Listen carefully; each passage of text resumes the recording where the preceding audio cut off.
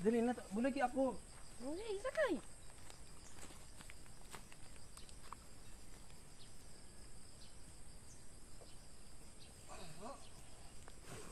Ah? Dali na lagi bulagi anay ko didi anay kapti anay.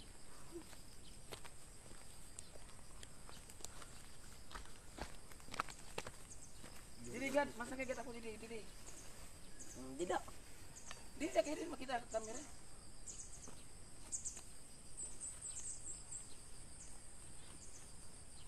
Dida. Madalagan man lagi. Dida ko ka.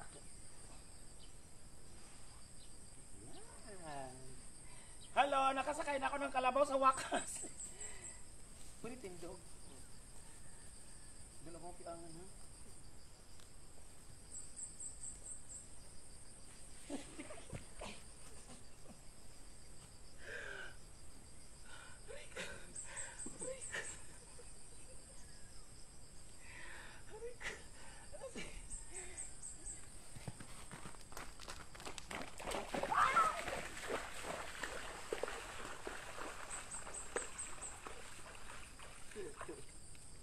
Magkaraida lagi na ikida ko ka. Ayoko na.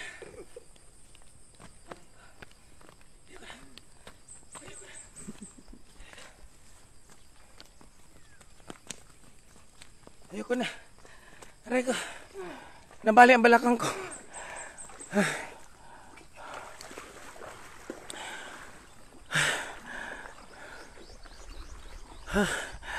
Nabali ang balakang ko. Ayoko na. Ato ko sa. Hain! Atong tako. Nasamot na. Sumakay ako ng kalabaw tapos hindi ko kinaya, nahulog ako. Mukhang nabali ang balakang ko. Dito naliligo ang mga kalabaw. Pag ganitong oras, naliligo na sila. Dahil mainit na ang panahon. Ayan. Oras na ng kanilang pagligo. Hani matong gipalit ni mo hato ako nung nakarabaw na hikuan. Aray na, baligya. Ano baligya to Hikarlo? Ah. Ay kaduha na ini. Yahay. Ako napuo. Napuo anay? Kay gipalit ko nito kan baligya na ako nya gipalit ako tong kan kudong. Ang kudong. Sus kay may samad-samad ang tail ba? Ah. Ako na butang ang medisina wala magpalunay nadaot. Oo, mga iyan. So ayan, ganitong oras ang mga kalabaw ay dinadala na sa ilog para sila ay magpalamig o maligo. Dahil ang kalabaw hindi nila kaya ang init, kaya nila ang ulan, bagyo pero ang init hindi. Hindi katulad ng kabayo at baka na kahit sila nabibilad sa parang sa tawag ito sa sabsaban sa kanilang kural ay hindi sila ang tawag ito nagrereklamo. Oo, kaya ng mga kabayo at baka ang init. Ang kambing naman, hindi siya pwede sa tubig. Kailangan sa init lang siya pero pag umuulan, umiiyak ang mga kambing. Hindi katulad ng mga kalabaw. Alam nyo ba na mga kalabaw ang pinakamalaking na itutulong sa mga magsasaka? Sila ay nag-aararo, naghahakot ng ani, sinasakyan, kung ano-ano pa.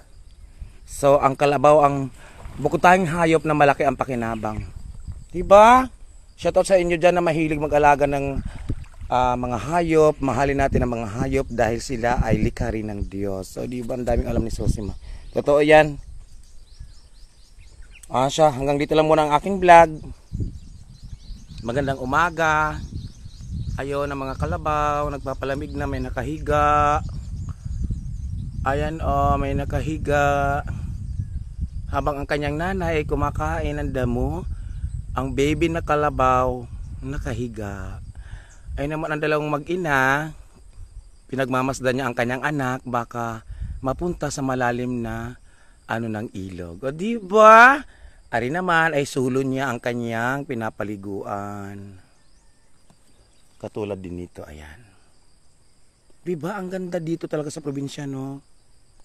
So far ganda dito sa probinsya. At ito naman ang mga tanawin sa gilid ng sapa. Ayan mayayabong ang puno ng kahoy. Tahimik. Ayan, umalis na ang mga tao, mag-isa na naman ako dito. Magandang umaga, Leyte.